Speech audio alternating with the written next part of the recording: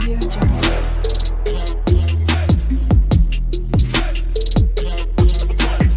Audio Jungle. Hello guys, my name is Shruti and welcome to my channel. तो जैसे कि आपको पता है कि मैं रिएक्ट जेएस पर वीडियोस निकाल रही हूँ। ठीक है, मैं ऑलरेडी प्लेलिस्ट बना चुकी हूँ रिएक्ट जेएस, जिसके अंदर ये मेरा 4th वीडियो है। ठीक है, तो अब तक हमने देखा है लाइक बेसिक रिएक्ट जेएस के जो भी थियोरेटिकल कंसेप्ट थे वो मैंने बताया। देन मैं आपको बताओ इंस्टॉलेशन बताया, फोल्डर स्ट्रक्चर तक हमने देखा है। तो आज उसी का नेक्स्ट पार्ट हम देखने वाले, जिसके अंदर आज हम देखेंगे कि रिएक्ट जेएस आप जब भी सुनते हो, ठीक है, तो उसके अंदर सबसे पहला क्वेश्चन क्या आता है कि what is JSX, what is React DOM, what is components. Okay, तो ऐसे क्वेश्चन आपके दिमाग में सबसे पहले आते हैं ना, तो उन्हीं क्वेश्चन का आंसर आज मैं आपको दूंगी कि एक्चुअली वो क्या है, उसका यूज़ कहाँ पे होता है, और हम कैसे उसको यूज़ करते हैं। ठीक है, और जो भी हमारे पास इनबिल्ट लाइक ऑलरेडी जो बाय डिफ़ॉल्ट कोड आता है ना, उसको हम चेंज करके हम खुद का कोड कैसे क्रिएट कर सकते हैं लाइक सिंपल वे में। ओके, तो वो भी मैं बताऊंगी। ठीक है, तो बस मेरा आज का वीडियो का टॉपिक यही है, तो यहाँ से मैं वीडियो को स्टार्ट कर देती हूँ। ठीक है, तो पिछला वीडियो में हमने देखा था लाइक फोल्डर स्ट्रक्चर। ओके, तो बेसिकली मैंने जितने इंपॉर्टेंट फोल्डर्स है जैसे कि मैं आपको दिखा रही हूँ। ओके, पब्लिक फोल्डर के अंदर सिर्फ एक इंडेक्स फोल्डर और एसआरसी फाइल के अंदर सिर्फ 4 फोल्डर्स। ओके, तो वो ही इम्पोर्टेंट है, तो उतने ही आपको रखने हैं, बाकी हमने सब डिलीट कर दिया था। ठीक है, ये देखो हमारा सिंपल सा कोड इतना सा रन होके पिछली वीडियो में हुआ था। ठीक है, तो उसके बाद आज मैं आपको उस का अभी जो हमारे पास कोड है ना, एक्चुअली जो कोड अभी भी उनका कोड है ना, यानी कि बाय डिफ़ॉल्ट आपको ये सारी चीज़ें मिल रही है, लेकिन इसमें अगर हम क्या चेंज कर सकते हैं कि हमारा कोड सिंपल मतलब इजी हम रख सकते हैं इसको भी। ओके, और शॉर्ट कर सकते हैं। तो वो कैसे, मैं आपको वो बताऊंगी। सबसे पहले तो ये जो भी लाइक कमेंट वगैरह रहते हैं उनको तो हटा ही दो। तो ये हमारे 3 फोल्डर बहुत ही ज़्यादा इंपॉर्टेंट है। ओके, जैसे कि ये देखो मैंने फॉर एग्जाम्पल अंडरस्टैंडिंग के लिए कैसा बोला था, index.html होस्ट कर रहा है आपको वेबसाइट को। ओके, इसको हम बोलेंगे होस्टिंग। ओके, जैसे यहाँ पे आईडी रूट कॉल किया गया, इसको हम बोलेंगे स्ट्रक्चर आपका प्रोजेक्ट का। ओके, इसको यहाँ पर हमने बाय गेट बाय आईडी से उस रूट को कॉल कर दिया और यहाँ से हमने रेंडर कर दिया, यानी कि हम यहाँ पर हमारे स्ट्रक्चर के अंदर जो भी मतलब अभी ये हो गया हमारा स्ट्रक्चर। ओके, हमारा पूरा वो आप समझो कि एक बॉक्स है। ठीक है, होस्ट कर रहा है index.html और ये बॉक्स के अंदर का एक पूरा वो सॉरी होस्ट कर रहे हैं, तो ये पूरा हमारे पास बॉक्स है। अब बॉक्स के अंदर क्या है हमारे पास, तो बेसिकली बॉक्स के अंदर है हमारे पास एक्चुअल डिज़ाइन। ओके, तो डिज़ाइन यानी कि हम बोलेंगे कंपोनेंट्स, तो उस कंपोनेंट्स को हमने app.js के अंदर कॉल करेंगे। ओके, तो सिंपल अंडरस्टैंडिंग एग्जाम के लिए मैंने ऐसा समझा दिया। ठीक है, तो एक्चुअली ये कुछ इस तरीके से 3 स्टेप में आपका लेके एक प्रोजेक्ट रन हो रहा है, ऐसा आप सिंपल वे में समझ जाओ। ठीक है, ये जो भी लाइक जो भी इंपोर्ट वगैरह है, इतने सारे हमने कॉल वगैरह करा है, तो मैं वही आज बताऊँ कि एक्चुअली इतने सबकी भी ज़रूरत नहीं है। ठीक है, आपको लाइक फर्स्ट टाइम अगर आप देख रहे हो, ये भी कोड आपके दिमाग में आता है ना, यार ये इतना बड़ा कोड क्या है, क्या मालूम, ऐसा होता है ना। तो इसी कोड को हम क्या करते हैं, एज इट इज़ हम अपना खुद से एक स्टेप बाय स्टेप हम देखते हैं कि एक्चुअली हम खुद से अगर कुछ कंपोनेंट क्रिएट करना चाहते हैं या खुद से कोड लिखेंगे तो ये यही कोड कैसे लिखेंगे। ओके, इससे भी शॉर्ट में लिखेंगे। ओके, ये अगर आपको बहुत ज़्यादा कोड लग रहा है तो हम इसे कम कर देंगे। ठीक है, अभी मैंने इसको कमेंट कर दिया। ठीक है, सिंपली अभी देखो, सिंपली हम एक फंक्शन क्रिएट कर रहे हैं, ये मैं कर रही हूँ app.js का। ओके, तो ऐप हमारे पास एक फंक्शन क्रिएट हो गया, बस पैरेंथेसिस में आप अगर देना चाहते हो तो दे सकते हो, ये हमारा विदाउट पैरेंथेसिस हमने एक फंक्शन क्रिएट कर दिया। ठीक है, अभी ये हम इंपोर्ट भी निकाल देते हैं, सिर्फ एक्सपोर्ट रखा है जो एज इट इज़ हमें एक्सपोर्ट करना ही पड़ता है क्योंकि हम बाद में जाके इंपोर्ट करने वाले हैं दूसरे फाइल में। देखो सिंपली आप अगर एक्सपोर्ट करेंगे एक फंक्शन को तभी आप इंपोर्ट करके उसे यूज़ कर सकते हो। ओके, ये अगर नए फाइल में है, अलग फाइल में है, तो ऑब्वियसली आपको इसको एक्सपोर्ट करना है, तभी आप इसका यूज़ करोगे किसी और फाइल में एज अ इंपोर्ट करके। ठीक है, तो अब इसके अंदर क्या करेंगे, तो इसके अंदर हम एक रिटर्न करेंगे। ओके, रिटर्न करेंगे यानी कि जब भी ये फंक्शन कॉल हो जाए तो हम कुछ रिटर्न कर रहे हैं इसको। जैसे इसके अंदर देखो यहाँ पर भी रिटर्न करा गया था। ठीक है, यहाँ पे बहुत ज़्यादा कोड लिखा था, तो हम सिंपल वे में चलते हैं। ठीक है, अभी देखो बेसिकली सिंपल वे में अगर मैं बताऊँ, अगर आपको मल्टीपल टैग्स ऐड करने, ठीक है, तो आपको ये वाला यूज़ करना है टैग सबसे पहले। ये आपका एज अ ड्यू भी हो सकता है या तो एज अ एम्प्टी ब्रैकेट्स हो सकते हैं। तो सिंपली इसको हम रिएक्ट में बोलते हैं रिएक्ट फ्रेगमेंट्स। ओके, तो इसको एज अ आप अगर बोलोगे, कोई पूछेगा कि यार ये एम्प्टी ऐसे क्या क्या लिखा है, इसका मतलब क्या है, तो आप बोलोगे कि ये है रिएक्ट फ्रेगमेंट्स। इसका यूज़ क्यों होता है, क्योंकि देखो, अगर आपको रिटर्न करना है, अगर एक ही लाइन करना है, तो as it is H1 tag या कुछ भी, लाइक समझो कि अभी मेरे पास एक हेडिंग है और एक पैराग्राफ है, मुझे वो रिटर्न करना है। तो सिंपली मैं कैसे करूँगी, H1 टैग के अंदर मैं हेलो श्रुति लिखूँगी, पैराग्राफ के अंदर मैं कुछ लिखूँगी। तो ये 2 टैग हो गए ना मेरे पास अलग अलग। तो इन दोनों को एज अ हम पहले HTML में कैसे करते थे, ड्यू के अंदर डालते थे। तो सेम है यहाँ पे। ओके, यहाँ पे जो फ्रेगमेंट मैंने लिया है, ये एम्प्टी फ्रेगमेंट लिया है, ठीक है। या तो आप एम्प्टी फ्रेगमेंट ले लो या तो आप इसके अंदर ड्यू लिखो, दोनों भी सेम वर्क करते हैं। तो अभी हम देखते हैं कि एक्चुअली रिएक्ट फ्रेगमेंट का जो भी लाइक डेफिनेशन रहता है या कुछ पॉइंट रहते हैं, तो मैं आपको वो बताती हूँ, ठीक है। जैसे कि देखो, a common pattern in React is for a component to return multiple elements. जैसे कि मैंने बोला था, अगर मल्टीपल आप अगर टैग्स ऐड करना चाहते हो, तो सबसे पहले उसको एज अ ड्यू के अंदर ले लो। तो इसको सिंपली आप एज अ ड्यू बोल सकते हो। फ्रेगमेंट, रिएक्ट फ्रेगमेंट इसमें हम बोलते हैं, अगर एम्प्टी हम छोड़ देते तो, या तो आप इसको बोल दो as a due. Okay, HTML में आपने पढ़ा ही होगा। ड्यू के अंदर हम मल्टीपल और भी टैग्स ऐड कर सकते हैं, ठीक है वैसे। तो नेक्स्ट देखो point, fragments let you group a list of children without adding extra nodes to the DOM. यानी कि वो एक एज अ चिल्ड्रन वर्क कर रहा है, ठीक है, और उसको एज अ आप एक पेरेंट्स के अंदर उसको डाल रहे हो, ऐसा आप एक सिंपल अंडरस्टैंडिंग लैंग्वेज में समझो, ठीक है। फॉर एग्जाम्पल मैंने नीचे दिया है, देखो, तो रेंडर हम कर रहे हैं, रेंडर के अंदर ब्रैकेट वो तो ठीक है, रेंडर ब्रैकेट ओपन हो गया। रिटर्न के अंदर चलते हैं, रिटर्न के अंदर देखो, एक या तो आप 3 टाइप में आप इसको लिख सकते हो। जैसे मैंने बोला कि रिएक्ट फ्रेगमेंट जो है ना, वो आप एज अ एम्प्टी ब्रैकेट्स ले सकते हो, या आप एक ड्यू के अंदर ले सकते हो, या आप ऐसा डायरेक्ट लिखो रिएक्ट डॉट फ्रेगमेंट। ओके, उसके अंदर सारे आपके टैग्स ऐड करो। ये 3 टाइप आप यूज़ कर सकते हो, ठीक है, सिंपल अगर मैं बताऊँ तो इनमें से कोई भी यूज़ करो। तो बेसिक सबसे ज़्यादा यूज़ होने वाला चीज़ वही है जो मैंने अभी जस्ट दिखाया, ठीक है, ठीक है। तो ठीक है, तो ये वाला सबसे ज़्यादा यूज़ होता है, इसलिए हम भी वही यूज़ करेंगे। तो जैसे देखो, ये मल्टीपल ड्यूज हम इसके अंदर क्रिएट कर सकते हैं, ठीक है। जैसे अभी देखो, एक कार्ड हो गया, एक टेक्स्ट के लिए हो गया, एक कुछ लाइक इमेज के लिए हो गया। ओके, कुछ इस तरीके से। अभी अगर मैं सिंपली मैं एक एग्जांपल करके दिखा रही हूँ कि एरर कब आता है, एरर आता है तो क्या आता है, ठीक है। अभी मेरे को ये डिस्प्ले हो रहा है, ये देखो, ऐप के अंदर मैं ड्यू के अंदर जो भी लिख रही हूँ, मुझे हेलो हाय श्रुति जो एज इट इज़ डिस्प्ले हो रही। अगर मैं इन सभी को उस फ्रेगमेंट के अंदर नहीं लेती हूँ, जैसे इनको मैं कमेंट कर देती हूँ और इनके नीचे लेती हूँ, तो क्या एरर आएगा, तो देखो, ये एरर आएगा कि जैसे expression must have one parent element. यानी कि हम क्या कर रहे हैं, मल्टीपल चिल्ड्रन से एक पेरेंट्स के अंदर ऐड कर रहे हैं, ठीक है। एक सिंपल अंडरस्टैंडिंग, जैसे मैंने बोला था, आपको ऐसा करना है, एक पेरेंट्स टैग आपको क्रिएट करना है, एक फ्रेगमेंट आपको क्रिएट करना है, और उसके अंदर आप मल्टीपल चाइल्ड, आपके जो भी लाइक चाइल्ड ड्यू रहेंगे वो आप ऐड कर देना। तो ड्यू ही नहीं, H1 ले लो, सारे टैग इसके अंदर ले लो, कोई भी टैग। ओके, तो ये देखो, ड्यू के लिए भी वर्क होता है सेम। जैसे आप एम्प्टी लाइक ब्रैकेट्स ले लो, या आप ड्यू लिख के उसके अंदर डाल दो, तो भी वर्क होता है विदाउट एरर। मैं रन करके दिखाती हूँ, ये देखो रन हो रहा है ना। तो जैसे ये एक तरीका है, ये दूसरा तरीका है ड्यू का। और थर्ड तरीका जो मैंने अभी जस्ट वो थेरोटिक में बताया कि रिएक्ट डॉट फ्रेगमेंट, आप वो भी लिख सकते हो। कोई उतना लिखता नहीं है, इसी वजह से मैं यहाँ पे वो एग्जाम्पल नहीं बताई, ठीक है। उतना कौन नहीं करता है। तो बेसिकली कॉमन यही चीज़, ये वाला यूज़ होता है ज़्यादा से ज़्यादा, कि एम्प्टी ब्रैकेट्स बना दो और उसके अंदर आप जितने भी टैग्स है वो अप्लाई कर दो, ठीक है। तो आई होप आपको ना रिएक्ट फ्रेगमेंट का जो भी कंसेप्ट है वो क्लियर हो गया होगा, ठीक है।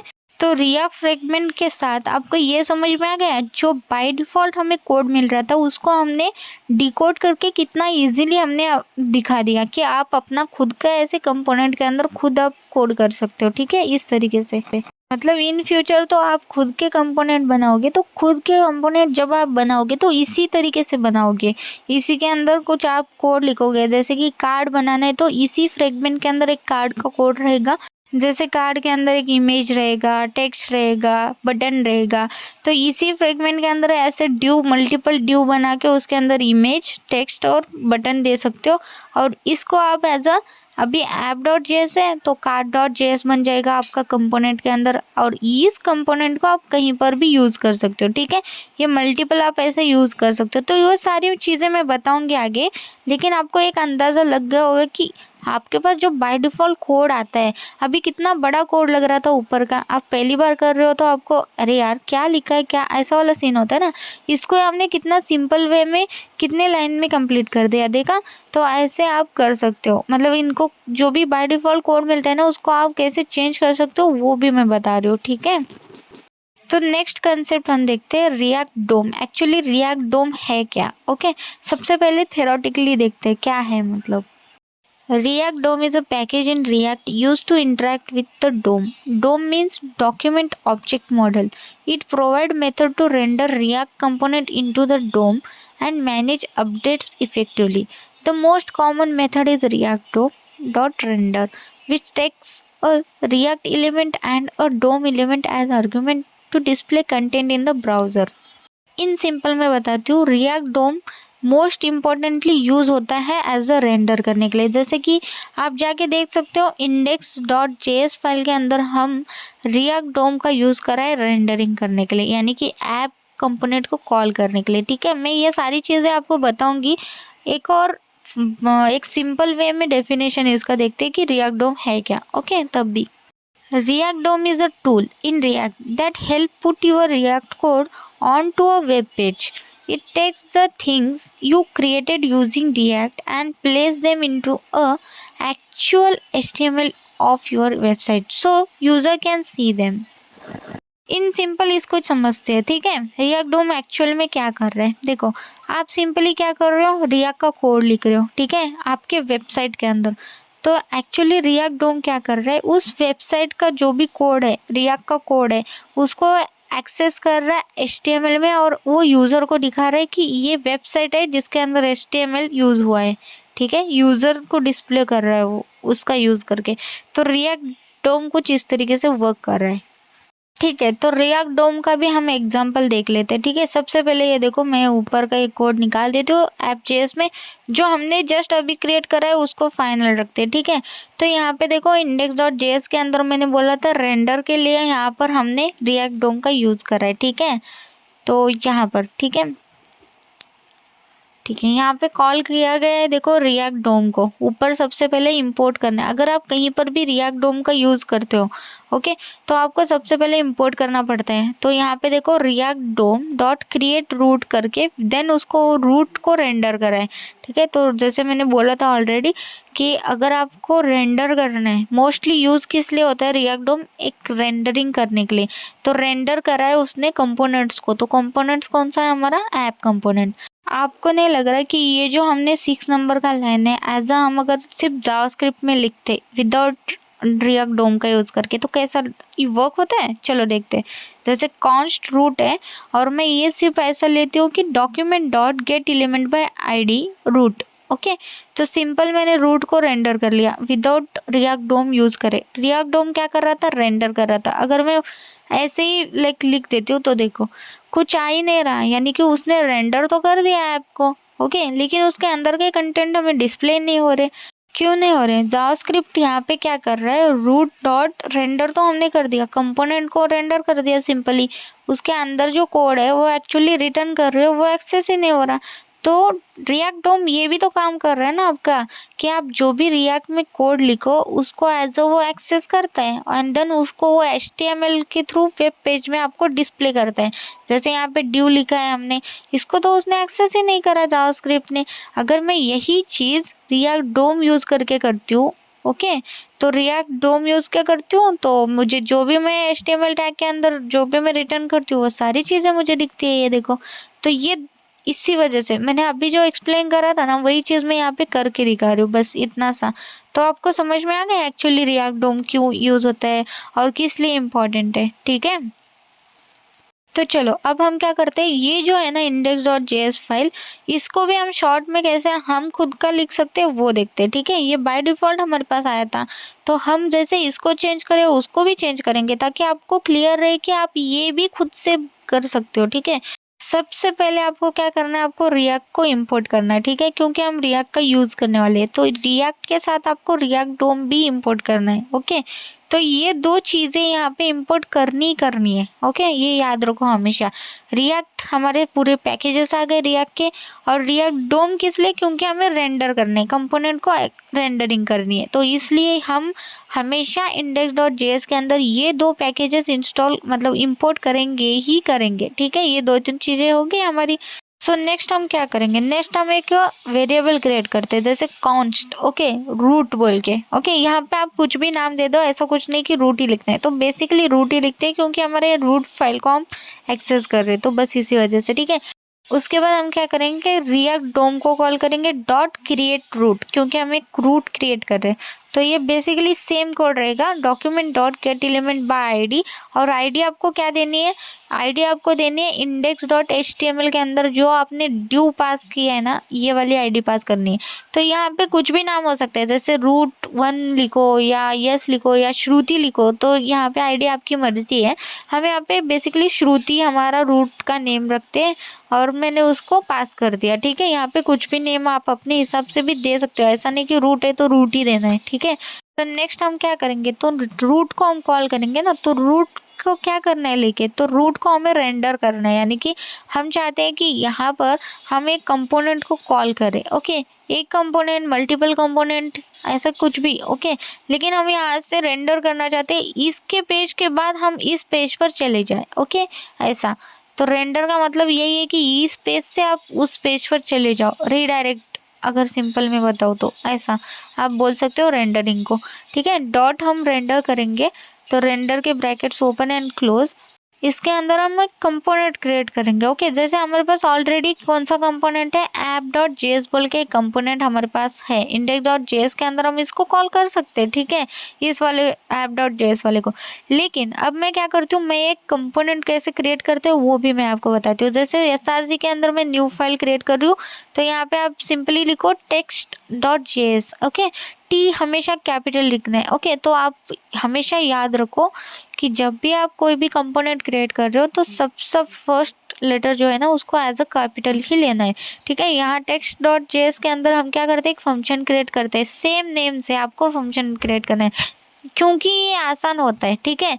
आपको क्या करना है, फाइल का नेम से ही आपका फंक्शन का नेम रहना चाहिए, ओके। तो इसके अंदर रिटर्न में एक ही एक ही वन वर्ड ही करना चाहते हो, तो इसलिए डायरेक्ट मैंने h1 ले लिया। अगर मल्टीपल लाइन लिखना होता, टैग्स लेना होता, तो ऑब्वियसली मैं रिएक्ट फ्रेगमेंट यूज़ कर देती, लेकिन अभी वन ही लाइन है इसलिए रिएक्ट फ्रेगमेंट की ज़रूरत नहीं है। और मैंने इसको एक्सपोर्ट भी कर दिया, देखा हमने कंपोनेंट एक कितना ईजिली क्रिएट करा, तो यही कंपोनेंट है, ओके, ऐसे ही क्रिएट करना है। तो अभी मैं क्या करती हूँ, एक्सपोर्ट भी कर दिया, इसको मैं इंपोर्ट करती हूँ index.js के अंदर, ठीक है। तो यहाँ पे मैं इंपोर्ट कर देती हूँ। तो इंपोर्ट में आपको उस फाइल का नेम देना है और फ्रॉम वो कहाँ से आ रहा है, ठीक है। तो export as it is text है, फ्रॉम वो कहाँ से आ रहा है, तो फ्रॉम वो आ रहा है /text.js के अंदर से, ओके। तो सिर्फ टेक्स्ट ही लिखो तो भी चलेगा वो, ओके। और यहाँ पे मैं इस टेक्स्ट को कॉल कर दिया, टेक्स्ट वाले कंपोनेंट को कॉल कर दिया। तो बस अब मुझे क्या डिस्प्ले होनी चाहिए, हमारे जो भी अगर रन करती हूँ तो हेलो श्रुति डिस्प्ले होना चाहिए क्या app.js के अंदर का, ऑब्वियसली हेलो श्रुति डिस्प्ले होना चाहिए, क्योंकि हमने उसको कॉल करा है ना, app.js को हमने कॉल ही नहीं करा, उस कंपोनेंट को हमने कंपोनेंट को कॉल करा है, लेकिन कौन सा, अभी जो जस्ट हमने क्रिएट करा था text.js वाला, ओके। तो ये वाला कॉल हुआ और इसके अंदर जो भी मैंने रिटर्न करा था वो मुझे डिस्प्ले हो गया। तो अगर आप चाहते हो कि यार मल्टीपल कर सकते हैं क्या, हाँ, मल्टीपल भी इंपोर्ट आप कर सकते हो। जैसे मैं इंपोर्ट app.js को करती हूँ, तो ऐप फ्रॉम वो भी यही इसी फोल्डर के अंदर गए, तो सिंपली ऐप को मैं कॉल कर देती हूँ, और इस ऐप को भी मैं इस टेक्स्ट के बाद इस कंपोनेंट को भी मैं कॉल कर दूंगी, तो हो गया। तो मल्टीपल आ गए। तो जैसे मैंने बोला था मल्टीपल टैग्स, मल्टीपल कुछ भी यूज़ करना है तो रिएक्ट फ्रेगमेंट यूज़ करना पड़ता है। मैंने क्रिएट करा और उसके अंदर डाल दिया, तो अब कोई एरर नहीं है। देखा? तो रिएक्ट फ्रेगमेंट देखा, रिएक्ट डोम भी हमने देखा, रिएक्ट जेएसएक्स, यानी कि जेएसएक्स आपको समझ में आ ही गया होगा, तब भी मैं बाद में बताऊंगी, छोड़ो उसके इन डिटेल। तो देखो सिंपली आप ऐसे कितने चाहे उतने आप कंपोनेंट्स क्रिएट कर सकते हो और उसको ऐसे कॉल कर सकते हो एक रिएक्ट फ्रेगमेंट के अंदर। तो देखा कितना इजी है। तो इसी के साथ हमारा रिएक्ट डोम का कॉन्सेप्ट यहाँ पे क्लियर हो गया है। ठीक है, अब हम देखते हैं कि व्हाट इज जेएसएक्स। सबसे ज़्यादा इम्पोर्टेंट आप इसको बोल सकते हो। पता नहीं, जब भी आप अगर रिएक्ट अगर सुनोगे तो जेएसएक्स क्या है ये आप सुनोगे ही सुनोगे। ओके, तो जेएसएक्स का हम इन डिटेल अभी हम देखते हैं। ठीक है, देखो आपको ये तो कंसेप्ट क्लियर हो गया ना, रिएक्ट फ्रेगमेंट क्या है, रिएक्ट डोम क्या है। अब हम आते हैं रिएक्ट जेएसएक्स पर। ठीक है, सबसे पहले थ्योरेटिकली देखते हैं कि इसका डेफिनेशन क्या है और इसका यूज़ क्या है। ठीक है, तो देखो JSX stand for JavaScript XML और JSX stand for JavaScript extension, आप इसको बोल सकते हो। ठीक है, नेक्स्ट पॉइंट है JSX allow us to write HTML in React, यानी कि वो अलाउ करता है हमें HTML टैग्स हम रिएक्ट के एप्लीकेशन में लिख सकते हैं। ठीक है, JSX make it easier to write and add HTML in React, मतलब JSX का यूज़ करके हम क्या कर रहे हैं, सिंपली हम HTML के टैग यूज़ कर पा रहे हैं। ठीक है, फॉर एग्जांपल मैं आपको बाद में बताऊंगी। ओके, इसके बाद एग्जांपल भी है मेरे पास। ठीक है, JSX allow us to write HTML element in JavaScript and place them in the DOM without any create element and or append child method। Okay, तो JSX क्या कर रहा है, डायरेक्टली HTML टैग एक्सेस यानी कि डायरेक्टली HTML टैग ऐड करने का आपको एक इजीली प्लेस दे रहा है वो डोम के अंदर, कि डायरेक्ट आप लिखो तब भी मैं वर्क कर दूंगा। आपको इसके लिए ना क्रिएट एलिमेंट या ओपन चाइल्ड ऐसे मेथड यूज़ करने की ज़रूरत नहीं है। फॉर एग्जांपल मैं आपको जैसे बोला था मैं बता दूंगी। ठीक है, next point, JSX convert HTML tag into react element. Actually क्या कर रहे हैं, हम सिंपली लिख तो रहे हैं H1 टैग के अंदर, हम हेडिंग वेडिंग सब चीज़ें लिख रहे हैं डोम के अंदर। ठीक है, एक्चुअल JSX क्या कर रहा है, उस HTML टैग को कन्वर्ट कर रहा है रिएक्ट एलिमेंट में, इसी वजह से तो रिएक्ट के अंदर वर्क हो रहा है ना, वरना क्यों होता था। तो ये बहुत ही अच्छा पॉइंट है। ओके, ये बहुत ही इंपॉर्टेंट पॉइंट है। जैसे कि मैंने बोला था विदाउट JSX और विद JSX, फॉर एग्जाम्पल हम देखते हैं, क्योंकि एग्जाम्पल से आपको ज़्यादा क्लियर हो जाएगा। ठीक है, तो अभी यहाँ पे आपको रैंडम था ऐसे कुछ कोड लिखा हुआ दिख रहा है, लेकिन आपको यहाँ पे नहीं, मैं आपको कोड में जाके यही कोड आपको वहाँ पे समझाती हूँ। ठीक है, तो देखो हमारे पास index.js के अंदर है ना, अभी मैं इसको as it is copy paste कर दिया। ओके, मैंने जो एग्जाम्पल यहाँ पे समझा ना वो। ओके, तो देखो सबसे पहले मैं क्या करती हूँ, यहाँ पे जो भी हमने लिखा है ना उसको कमेंट कर देती हूँ, पहले वाला जो भी रूट को कॉल किया गया था। ओके, तो यहाँ पे देखो विदाउट JSX सबसे पहले हम देखते हैं कि विदाउट JSX हम पहले कैसे यूज़ करते थे। ठीक है, ओके, तो सिंपली मैं इसको रीअरेंज कर देती हूँ सबसे पहले तो कोड को। ठीक है, ये दोनों हमें अभी नहीं लगने वाली। ठीक है, तो कॉन्स्ट है हमारे पास माई एलिमेंट 1 बोल के। ओके, इसको मैं नीचे ले लेती हूँ। ठीक है, ये हमारे पास देखो कॉन्स्ट माई एलिमेंट के अंदर हमने क्या किया, रिएक्ट क्रिएट कर दिया। ठीक है, यहाँ पर 1 है तो यहाँ पर मुझे 1 डालना था एक्चुअली। हाँ ठीक है, अब एरर नहीं है। ओके, तो सिंपली ऊपर मैंने इंपोर्ट करा है रिएक्ट और रिएक्ट डोम को। ओके, तो इसको मैं क्या करती हूँ, सिंपली इसको यहाँ से भी उठा लेती हूँ। ठीक है, एक पूरा कोड हम लिख ही रहे तो यहाँ पे हम अलग से ये करेंगे। ठीक है, इतना सा कोड है, आप समझ जाना। विदाउट JSX हम पहले कैसे लिखते थे, तो देखो सबसे पहले मैं आपको बताती हूँ, हमने इंपोर्ट करा। ठीक है, उसके बाद हमें एक कंपोनेंट यहीं पे क्रिएट करा है। ठीक है, तो जैसे मैं माई एलिमेंट 1 लिखा है। ठीक है, इसको आप अपने हिसाब से कुछ भी नाम दे सकते हो, एक्चुअली रूट भी दे सकते हो, लेकिन नीचे हमने रूट दिया है इस वजह से वो प्रॉब्लम होगा। ठीक है, इसको आप ऐसे ले लो जैसे यहाँ पे ऐप दिया है ना, हमने एक नया अलग फाइल क्रिएट करके उसको इंपोर्ट करा था, लेकिन यहाँ पर हम क्या कर रहे हैं, माई एलिमेंट यहीं पे हम कंपोनेंट क्रिएट करें, ऐसा समझो। ठीक है, मतलब एक अलग से फाइल के अंदर हम कंपोनेंट क्रिएट करते थे, यहाँ पर हमने यहीं पे कंपोनेंट क्रिएट करा। देन हम क्या कर रहे हैं, रिएक्ट डॉट क्रिएट एलिमेंट हमने करा, देन H1 टैग के अंदर देखो ऐसा लिखना पड़ता था पहले हमें कि H1 है, उसके बाद करली ब्रैकेट है, उसके बाद उसकी वैल्यू, जैसे I do not use J6 ये H1 की वैल्यू है। ओके, तो ऐसे कॉल करके देन हम एज इट इज़ ये रेंडर की चीज़ है, जैसे हमने पहले ऊपर करा था वही चीज़ हमने नीचे कर रहे हैं। देखो कॉन्स्ट रूट और रिएक्ट डोम क्रिएट रूट, उसके बाद document gate element by ID और रूट, ये सारी चीज़ें एज इट इज़ आ गई। ये जो ऐप हम कॉल कर रहे थे रेंडर के अंदर, यही चीज़ सेम मैंने यहाँ पर माई एलिमेंट 1 को कॉल करा है। ठीक है, आप सिंपल समझो ना यार, बाकी सब चीज़ें एज इट इज़ है, सिर्फ माई एलिमेंट 1 जो है ना वो हमारा ऐप का रोल कर रहे हैं, app.js फाइल का रोल कर रहा है। ठीक है, अगर मैं यहाँ पे आके रिफ्रेश करती हूँ तो कुछ दिख नहीं रहा है एक्चुअली। वैसे हमारा रन तो हो चुका है ये, तो देखते हैं क्या प्रॉब्लम है।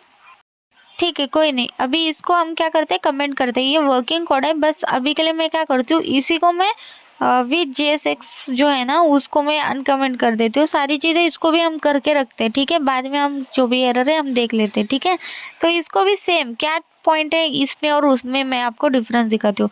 देखो, आपको सिर्फ यहाँ पर लाइन नंबर देखना है 27 ऊपर में, और यहाँ पे लाइन नंबर देखना है 34। तो यहाँ पे सिर्फ H1 JSX के अंदर देखो कितना सिंपल है, हमने H1 टैग के अंदर हमने लिखा आई लव JSX, और वहाँ पर हमने क्या वही चीज़ लिखनी है I do not use JSX, लेकिन आपको उस तरीके से लिखना है, बाकी सब चीज़ें डिट्टो है ना। तो बेसिकली यहाँ पर देखो हमारा जो आईडी है श्रुति था, और यहाँ पर हमने रूट को कॉल किया था। ठीक है, इस वजह से वो मुझे एक्चुअली कोड नहीं दिखा था ये वाला विदाउट JSX वाला, तो अभी दिख जाएगा। ठीक है, वही एक पॉइंट था मेरा। देखो यहाँ पर कॉल है रूट, यहाँ पर भी हमने गेट बाय आईडी को रूट ही कॉल कर दिया। अब मुझे क्या डिस्प्ले होगा, I do not use JSX आ गया, यानी कि हम विदाउट JSX हम कोड ऐसे लिखना पड़ता है हमें। तो JSX अगर यूज़ करते हो तो सिंपल आपको लिखना है H1 टैग के अंदर। अगर आप H1 टैग यूज़ करना चाहते हो सिंपल लिखो H1 tag I love JSX, that's it, ये कंपोनेंट कॉल हो जाएगा। देखा, मतलब ये डिफरेंस है actually with JSX without JSX। देखा, ये सारी चीज़ें एज इट इज़ ही है, बस ये वाला लाइन चेंज है। ओके, रिफ्रेश करते हैं, यहाँ पे आके देखते हैं, देखो रनिंग है, वर्किंग है कोड, और ऊपर से हमें डिस्प्ले भी हो गया। तो देखा विद JSX विदाउट JSX हम क्या डिफरेंस है, और हम किस लिए JSX यूज़ करते हैं, और मतलब कितना इजी कर दिया ना JSX ने। ठीक है, आई होप कि आपको ये वाला एग्जांपल समझ में आ गया होगा, एंड एक्चुअल में आपको JSX का इतना कितना कंट्रीब्यूट है रिएक्ट JS में वो आपको समझ में आ गया होगा, है ना। मतलब देख सकते हो ना आपको पता चल गया ना, JSX रिएक्ट JS में बहुत ही ज़्यादा इंपॉर्टेंट है, क्योंकि वो बहुत ही ज़्यादा ईजी करके रखा है आपके लिए HTML टैग को लेके। ओके, तो इसी वजह से JSX बहुत ही ज़्यादा इंपॉर्टेंट कंसेप्ट आप रिएक्ट में बोल सकते हो। ठीक है, तो अब तक हमने देखा, देखो what is JSX, simple word में जावास्क्रिप्ट एक्सटेंशन और XML। रिएक्ट डोम मतलब it's like routing. Okay, react fragment आपको समझ में आ गया, वो सिर्फ लाइक एम्प्टी ब्रैकेट बनाने। ओके, मल्टीपल अगर टैग्स आपको एक ही इसमें ऐड करना होगा तो। ठीक है, ये समझ में आ गए कंसेप्ट। अब हम चलते हैं कंपोनेंट्स पर कि हम यार कंपोनेंट्स कैसे क्रिएट करते हैं, कंपोनेंट कैसे कॉल करते हैं। ठीक है, ऑलरेडी मैंने बताया टेक्स्ट कंपोनेंट हमने क्रिएट करा था, जस्ट ऐसा ही है, लेकिन कंपोनेंट्स में भी 2 टाइप्स कंपोनेंट्स है। ओके, तो हम वो दोनों भी टाइप्स के कंपोनेंट्स हम कैसे क्रिएट करते हैं, उसको कैसे कॉल करते हैं वो देखते हैं इन डिटेल। ओके, अभी हमने स्पीड अप में देखा कि टेक्स्ट कंपोनेंट हम कैसे कॉल करते हैं, कैसे उसको क्रिएट करते हैं, लेकिन यहाँ पे इन डिटेल में देखते हैं एक्चुअली। ओके, सबसे पहले क्या करते हैं, थ्योरेटिकली देखते हैं कि एक्चुअली कंपोनेंट्स का मीनिंग क्या है। ठीक है, तो देखो component are like functions that return HTML elements, यानी कि component as a function work करते हैं, रिटर्न आप HTML एलिमेंट को रिटर्न कर रहे हो। ओके, कुछ भी HTML टैग के अंदर लिखो वो एज अ रिटर्न कर रहा है आपके वेबसाइट में। ठीक है, नेक्स्ट देखो, a component is a piece of the UI, यानी कि user interface that has its own logic and appearance. तो एक्चुअली इसका मीनिंग क्या है, देखो अ कंपोनेंट जैसे मैंने बोला था वो एक तो आपका यूज़र इंटरफेस है। ओके, जैसे यूज़र को क्या डिस्प्ले होना है वो एज अ कंपोनेंट के अंदर आपका कोड रहने वाला है।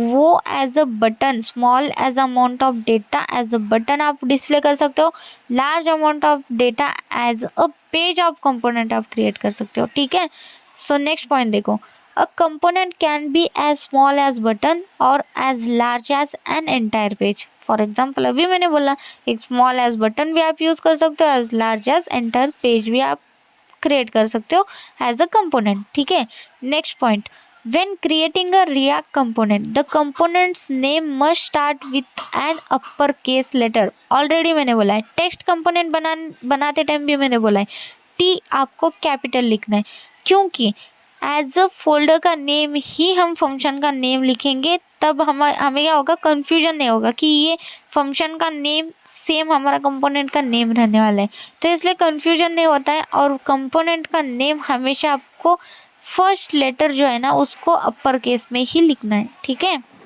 नेक्स्ट पॉइंट देखो, component comes with two types. Okay, यानी कि दो टाइप्स में हम कंपोनेंट्स हम क्रिएट कर सकते हैं। फर्स्ट है क्लास कंपोनेंट, सेकंड है फंक्शन कंपोनेंट। हमने बहुत बार फंक्शन कंपोनेंट देखा है, जैसे टेक्स्ट का भी मैंने देखा तो फंक्शन कंपोनेंट में क्रिएट करा था, app.js के अंदर भी फंक्शन कंपोनेंट यूज है। तो हमने अभी तक क्लास कंपोनेंट क्रिएट ही नहीं करा ना, तो हम क्या करते हैं, दोनों भी क्रिएट करते हैं। ठीक है, तो पहले हम क्लास कंपोनेंट का एग्जांपल देखते हैं, बाद में हम फंक्शन कंपोनेंट का एग्जांपल देखते हैं इन डिटेल में। ठीक है, तो चलो देखते हैं फिर प्रैक्टिकली कि हम कंपोनेंट कैसे क्रिएट करते हैं। तो मैंने चेंजेस कराए कोड में, जैसे देखो index.js के अंदर मैंने app.component को सिर्फ कॉल कराई, जो text.component हमने क्रिएट करा था उसको मैंने हटा दिया। ठीक है, यानी टेक्स्ट का कंपोनेंट जो हमने क्रिएट करा था उसको मैंने डिलीट कर दिया। एंड app.js के अंदर हाई श्रुति मैंने जस्ट एक h1 टैग के अंदर प्रिंट कर दिया। ठीक है, तो बेसिकली इतना सिंपल मैंने कोड लिखा है एज इट इज़। तो अब मैं क्या करती हूँ, मैं आपको फोल्डर वाइज आपको कंपोनेंट कैसे क्रिएट करते हो वो बताती हूँ। ठीक है, जैसे एक कंपोनेंट फोल्डर क्रिएट करा, उसके अंदर मैं सिंपली एक text.js बोल के एक कंपोनेंट क्रिएट कर रही हूँ, और एक और मैं करूँगी जो है button.js। ओके, तो मेरे पास दो ऐसे कंपोनेंट्स हैं। जैसे मैंने बोला था स्मॉलेस्ट आप as a button as a text भी आप कंपोनेंट क्रिएट कर सकते हो। तो टेक्स्ट डॉट जेएस जो है ना उसके अंदर हम देखेंगे क्लास कंपोनेंट कैसे क्रिएट करते हैं, और जो बटन है ना उसमें हम देखेंगे फंक्शन के थ्रू हमने कंपोनेंट कैसे क्रिएट करना है। यानी कि मुझे दोनों एग्जांपल आपको बताने, तो इसलिए मैंने दो कंपोनेंट क्रिएट कर रही हूँ। चलो ठीक है, सबसे पहले हम क्या देखते हैं, टेक्स्ट डॉट जेएस के अंदर क्लास कंपोनेंट हम कैसे क्रिएट करते हैं। ठीक है, तो देखो सबसे पहले हम क्या करते हैं, सिंपली क्लास कीवर्ड से ही क्लास कंपोनेंट बनेगा। ओके, तो क्लास कीवर्ड हम पहले डिक्लेयर करते हैं, उसके बाद हम एज सेम एज आपका मैंने बोला था जो फाइल नेम है आपको कंपोनेंट नेम भी सेम लिखना है, तो टेक्स्ट मैंने एज इट इज लिखा। उसके बाद एक्सटेंड कीवर्ड यूज करेंगे, देन हम कंपोनेंट लिखेंगे। जैसे मैंने कंपोनेंट लिखा, इंपोर्ट ऑटो हो गया, देखा। उसी के साथ मैं रिएक्ट को भी कॉल कर देती हूँ, क्योंकि आपको पता है ना, लाइक हम रिएक्ट को सबसे पहले कॉल करते हैं, देन हम बाकी चीज़ें। तो इसी वजह से अभी हम कंपोनेंट यूज कर रहे थे, ऑटो कंपोनेंट आ गया था रिएक्ट की तरफ से ही। ओके, तो मैं उसी के सामने रिएक्ट को भी कॉल कर दिया, देन हम रेंडर करेंगे। ओके, उसके अंदर तो रेंडर के अंदर हम रिटर्न कर रहे हैं, तो सिंपली आपको ये फोल्डर स्ट्रक्चर याद रखना है। ठीक है, देखो क्लास टेक्स्ट ये हमारा क्लास नेम है, एक्सटेंड कर रहा है कंपोनेंट से, कंपोनेंट के अंदर रेंडर कर रहे हैं हम, रेंडर के अंदर हम रिटर्न कर रहे हैं। तो यहाँ पे मैं सिंगल लाइन रिटर्न कर रही हूँ, इसीलिए डायरेक्ट रिटर्न के अंदर h1 टैग के अंदर आई एम टेक्स्ट कंपोनेंट लिख दिया मैंने। ठीक है, मल्टीपल होगा तो रिएक्ट फ्रेगमेंट हमें यूज करना पड़ता था। अब मैं इस क्लास को एक्सपोर्ट करूंगी, तो एक्सपोर्ट डिफॉल्ट टेक्स्ट, यानी कि हमारा कंपोनेंट यानी कि क्लास का नेम, सॉरी क्लास का नेम। ओके, आपको एज इट इज डालना है। ठीक है, यहाँ पे एक्सपोर्ट लिखना था, एक्सपोर्ट्स नहीं। ठीक है, ठीक है, अब हो गया, आपको एरर नहीं है। तो देखा कितना इजीली हमने क्लास का यूज करके हमने एक कंपोनेंट क्रिएट करा। तो इतना सा ही कोड लिखना है आपको। ओके, अब मैं क्या चाहती हूँ, मैं ऐप डॉट जेएस के अंदर इस कंपोनेंट को कॉल करना चाहती हूँ, तो इसको मैं कैसे कॉल करूँगी, कैसे एक्सेस करूँगी। ठीक है, उसके लिए क्या तरीका है मैं आपको बताती हूँ। जैसे अभी मुझे क्लास कंपोनेंट को लाइक एक्सेस करना है, तो ऑब्वियसली मुझे क्या करना है, सबसे पहले इंपोर्ट करना है रिएक्ट और कंपोनेंट को। जैसे वहाँ पर भी हमने करा था, यहाँ पर भी मुझे इसको एक्सेस करना है। ठीक है, अभी इसका थोड़ा सा अलग रहने वाला है तरीका। ओके, इसके बाद मैं इंपोर्ट कर दूंगी मेरे टेक्स्ट कंपोनेंट को, यानी कि अभी जो मैंने क्रिएट करा है, तो वो कहाँ पे, कंपोनेंट फोल्डर के अंदर टेक्स्ट, वो मेरा text.js एक फोल्डर है। ठीक है, इन दोनों को मैंने इंपोर्ट कर दिया सबसे पहले। अब मुझे क्या करना है, देखो सबसे पहली चीज़ मैं आपको बताती हूँ। जैसे हमने क्लास एक एज अ कंपोनेंट कॉल करा होगा, तो आपको अगर किसी और क्लास के अंदर उस क्लास कंपोनेंट को अगर एक्सेस करना है तो वो भी आपका एक क्लास कंपोनेंट ही होना चाहिए। जैसे ऐप डॉट जेएस फाइल के अंदर by default function as a component रहता है, फंक्शन यूजिंग कंपोनेंट रहता है। लेकिन इसके अंदर अगर मुझे क्लास का कंपोनेंट, क्लास यूजिंग कंपोनेंट रहेगा, उसको अगर कॉल करना है तो ऐप ये खुद भी एक क्लास कंपोनेंट ही होना चाहिए। ठीक है, इसके लिए हम क्या करेंगे, हमारा जो ऐप कंपोनेंट था ना उसको हम क्लास कंपोनेंट में ट्रांसफ़र करेंगे। जैसे इसको भी हम कॉल करेंगे, जैसे हमने यहाँ पर टेक्स्ट क्लास कंपोनेंट क्रिएट करा था, सेम क्लास ऐप और उसके सामने लिखना है एक्सटेंड, सेम सारी चीज़ें। ओके, यहाँ पर लिखेंगे component, curly brackets open close, उसके बाद रेंडर, रेंडर के अंदर रिटर्न। ठीक है, रिटर्न के अंदर अगर आपके पास मल्टीपल रहेंगे तो ऑब्वियसली रिएक्ट फ्रेगमेंट यूज़ करना है, जो मैंने यूज़ करा है। एंड देन इसके अंदर मुझे H1 के अंदर सबसे पहले तो हाई श्रुति लिखना है, यानी कि मल्टीपल इसीलिए लिया है क्योंकि ये H1 टैग रहेगा हाई श्रुति। एंड सेकेंड हम कंपोनेंट को कॉल करेंगे टेक्स्ट कंपोनेंट को, जो हमारा है क्लास यूजिंग कंपोनेंट। ओके, तो यहाँ पे मैं कॉल कर देती हूँ। तो अब क्या होगा, कोई एरर नहीं, कुछ नहीं, देखा कोई एरर नहीं है। अगर मैं इसको रन भी करती हूँ तो भी कोई एरर नहीं आएगा और रन भी हो जाएगा। ठीक है, मैं आपको दिखा देती हूँ। देखो सबसे पहले क्या आएगा, हाई श्रुति आ गया जो मैंने कॉल करा है, और उसके बाद मेरा टेक्स्ट कंपोनेंट कॉल हुआ और उसके अंदर का जो रिटर्न है ना वो मुझे डिस्प्ले करा। देखा कितना ईजी है। तो ये होता है क्लास कंपोनेंट क्रिएट करना और क्लास कंपोनेंट को कॉल करना। ठीक है, आ गए समझ में ये चीज़, मतलब क्लियर हो गया ये चीज़। ठीक है, मस्त। तो अब हम क्रिएट करेंगे फंक्शन कंपोनेंट, यानी कि बेसिकली सबसे ज़्यादा यूज होने वाला चीज़ है फंक्शन कंपोनेंट। ओके, तो इसको हम कैसे क्रिएट करते हैं, देखो सिंपल, फंक्शन कीवर्ड से फंक्शन और बटन एज इट इज़, मेरा जो कंपोनेंट का नेम है एज इट इज़ मैंने यहाँ पे फंक्शन का नेम रख दिया। ठीक है, बटन रिटर्न कर देंगे हम डायरेक्ट। तो रिटर्न अभी मेरे एक ही लाइन करना है, तो डायरेक्ट मैं रिटर्न कर रही हूँ आई एम बटन कंपोनेंट। ठीक है, बस इतना सा कोड है। अब इसको एक्सपोर्ट कर देंगे क्योंकि हमें कहीं और यूज़ कर रहे हैं ना इसको, तो इस वजह से हम इसको एज एक्सपोर्ट करेंगे ताकि हम कहीं और जाके इसको इंपोर्ट करके यूज़ करें। तो एक्सपोर्ट डिफ़ॉल्ट बटन, देखा कितना इजी है, बस फंक्शन कंपोनेंट क्रिएट हो गया। बस इतना से ही लिखना है आपको। अब इसको कॉल करने का तरीका, ओके, जैसे हमने इसको, अगर आप सोच रहे होंगे इसको क्या हम क्लास कंपोनेंट के अंदर कॉल कर सकते हैं, हाँ क्यों नहीं, इसके अंदर भी आप कॉल कर सकते हो। जैसे मैं अभी सबसे पहले वही दिखाती हूँ। ठीक है, इंपोर्ट कर दो यहाँ पे बटन फ्रॉम, कहाँ से, कंपोनेंट फोल्डर के अंदर एक बटन, एक हमारे पास बटन डॉट जेएस है। ओके, इसको कॉल कर दिया। इस बटन वाले कंपोनेंट को टेक्स्ट के बाद में कॉल कर दूंगी, सेम।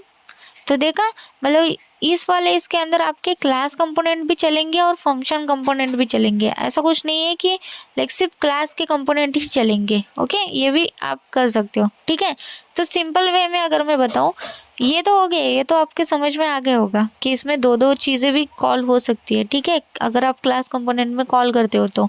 ठीक है, अभी मैं सिंपल बताती हूँ ना फंक्शन कंपोनेंट को कॉल कैसे करते हो, तो इसको मैं कमेंट कर देती हूँ। ओके, यहाँ पे हम फिर से देखते हैं सारी चीज़ें। ओके, फंक्शन कंपोनेंट को हम कैसे कॉल करते हैं, अभी जो हमने बटन कंपोनेंट क्रिएट करा उसको मुझे यहाँ पे कॉल करना है। ठीक है, ऐप डॉट जेएस के अंदर। तो इसको कैसे करूँगी, सिंपली ऐप कंपोनेंट सबसे पहले एज इट इज़ इसी तरह यूज़ करना है। ये देखो, ये जो है ना ऊपर सेम है। ओके, सिर्फ इंपोर्ट वहाँ पे नहीं है, यहाँ पे इंपोर्ट लगने वाला है। ठीक है, सबसे पहले फंक्शन ऐप का जो भी हमारा फंक्शन है वो क्रिएट करेंगे, रिटर्न करेंगे। तो रिटर्न में हम क्या करेंगे, मल्टीपल चाहिए ऑब्वियसली रिएक्ट फ्रेगमेंट, अगर सिंगल चाहिए तो ऑब्वियसली सिर्फ डायरेक्ट लिखेंगे। अब मुझे मल्टीपल चाहिए, हाई श्रुति सबसे पहले प्रिंट हो जाए, उसके बाद मैं चाहती हूँ कि बटन वाला जो कंपोनेंट है उसको कॉल करना है, तो एज इट इज़ मैंने यही फंक्शन यहाँ पे लिखा है, ऐसा समझो। अब क्या करूँ, सिर्फ मुझे इंपोर्ट करना है बटन वाले कंपोनेंट को, इंपोर्ट बटन, और आ गया देखो ऑटोमेटिकली कंपोनेंट स्लैश बटन इसका लिंक क्या बोलते हैं पाथ के थ्रू आ गया।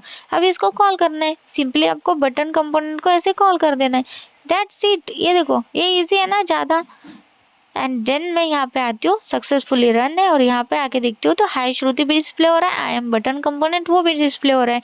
देखा कितना इजी है आपको एक कंपोनेंट, एक क्लास कंपोनेंट को कैसे कॉल करना है, कैसे क्रिएट करना है वो हमने देखा, और हमने एक सिंपल फंक्शन यूजिंग कंपोनेंट कैसे क्रिएट करना है और उसको कैसे कॉल करना है वो हमने देखा, है ना। मतलब दोनों भी कितने आसान है, बस उस क्लास में थोड़ा सा ज़्यादा कोड लिखना पड़ता है क्योंकि क्लास एक्सटेंड वगैरह करना पड़ता है, लेकिन वही उसी जगह फंक्शन का यूज ज़्यादा होता है क्योंकि ये बहुत ज़्यादा ईजी पड़ता है उससे।